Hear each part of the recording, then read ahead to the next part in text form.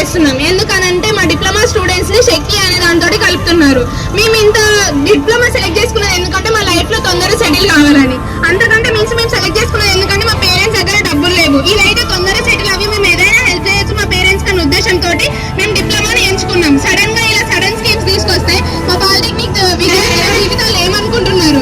మాకు ఎంప్లాయ్మెంట్ అనేది ఉండదు. మేము ఎలాంటి ఏం చేయడానికి కూడా అవకాశాలు ఉండవు. మేము 3 రోజుల నుంచి చేస్తున్నా కూడా గవర్నమెంట్ నుంచి ఎలాంటి స్పందన లేదు. మేము ఇంతగానో ర్యాలీ చేస్తుంటే పోలీస్ వాళ్ళు వచ్చి కూడా మీరు ఇక్కడ చేస్తే ఏముంటుంది అని చెప్పేసి మా మీదకే బెదిరిస్తున్నారు.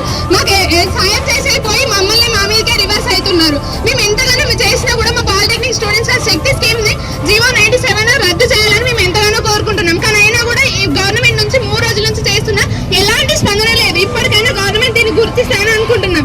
ఒకవేళ ఈ 097 కనుక రద్దు చేయకపోతే మేము అసెంబ్లీని కూడా ముట్టడి చేయడానికి సిద్ధంగా ఉన్నాం. ఈ ర్యాలీని ఇలానే కొనసాగించుకుంటాం. సీఎం రేవంత్ రెడ్డి దీన్ని మరి చూసి మరి మాకు ఏదో ఒక సాయం చేస్తారని మేము అనుకుంటున్నాం. విద్యాశాఖ మంత్రిగా విద్యార్థుల జీవితాలతో చెలగాటలు ఆడుకుంటే మా జీవితాలు మా భవిష్యత్తు తరాలు ఏం కావాలి? మా పేరెంట్స్ ఎంతగానో ఆశలు పెట్టుకుంటే మా మీద మా జీవితాలు మధ్యలో ఎటు కాకుండా మధ్యలోకి వచ్చిన తర్వాత ఇట్లా సడన్ స్కీమ్స్ ఇస్తే మేము ఏం అనుకోవాలి? దీనిపైన గట్టి చర్యలు తీసుకోవాలని కోరుకుంటున్నాను.